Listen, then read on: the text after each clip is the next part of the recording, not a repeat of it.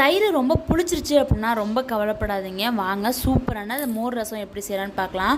So புளிச்ச தயிர் எடுத்துகிட்டு அதை நல்லா பீட் பண்ணி எடுத்துக்கலாம். இதை சைடில் வச்சுட்டு பச்சை நிலக்கடலை எடுத்துக்கோங்க. வறுத்த நிலக்கடலை யூஸ் பண்ணக்கூடாது. பச்சை நிலக்கடலையில் ஒரு 2 ஸ்பூனு, 5 சின்ன வெங்காயம், 3 பல்லு பூண்டு, அதுக்கப்புறம் காரத்துக்கு 2 வரமிளகாய், அதுக்கு 1/4 ஸ்பூன் மஞ்சள்தூள் ஆட் பண்ணி கொஞ்சமாக தண்ணி ஆட் பண்ணி நல்லா ஃபைன் பேஸ்ட்டாக அரைச்சி எடுத்து வச்சுக்கலாம்.